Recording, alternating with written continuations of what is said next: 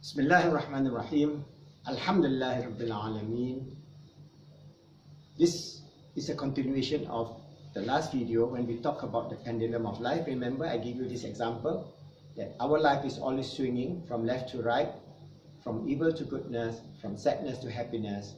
But what's important is we do not allow this to swing further and further away, but to go towards the center. This is we call the centering process. And in Islam, the centering process is very important. How do we Muslims center ourselves? For the atheists, they have no center. They cannot have any center because they are always living in the state of anxiety because they have no future. For example, even Bertrand Russell, the great atheistic philosopher, says, finally at death, everything will be in chaos, in the whole destruction of a universe, in total destruction. So there's nothing left. So all your glory, all your heroism, all your research, all your greatness will all be gone. So they have no hope. So how can, if they have no hope of the future, they can, even their now is always in the state of anxiety because they have nothing to hang on to. So in Islam, we have Allah to hang on to. So it's very important for us to understand that in whatever circumstances that we are living, in whatever situation that we are living, we have a future. And our future transcends this world. Our future transcends the physical realm.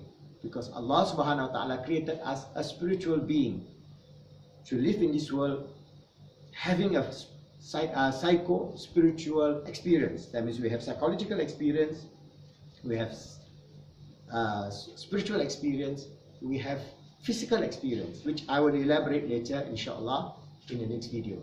But what is important is that when we understand this, we will be able to then anchor ourselves with dua. There are many dua of the Holy Prophet Muhammad SAW where he teaches us about how to ask Allah to protect us from sadness and despair. So, Allahumma inni a'udzubika minal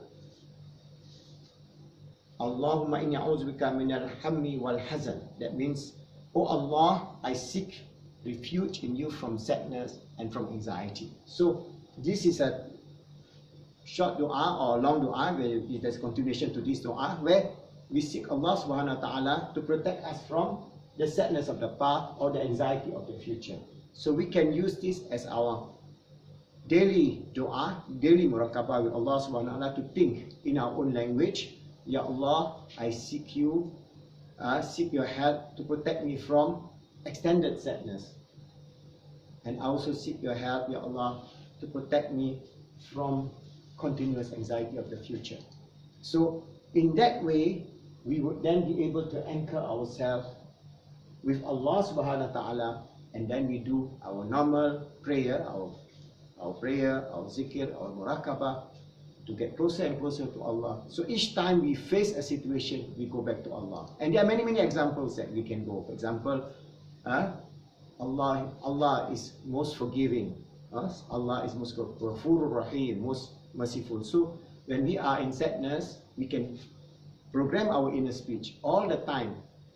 As you breathe in, Ya Allah, Ya Ghafur, Ya Rahman, Ya Rahim, merciful and compassionate. So you can breathe in, Ya Allah, Ya Ghafur, Ya Rahim, or Ya Allah, Ya Rahman, Ya Rahim, Ya Ghafur, Ya Allah, Ya Ghafur, Ya Wadud. So you can find one or two or three Asma al-Husna, so that when you are in a situation where you have no hope, you always go back and have hope in the Creator of the universe.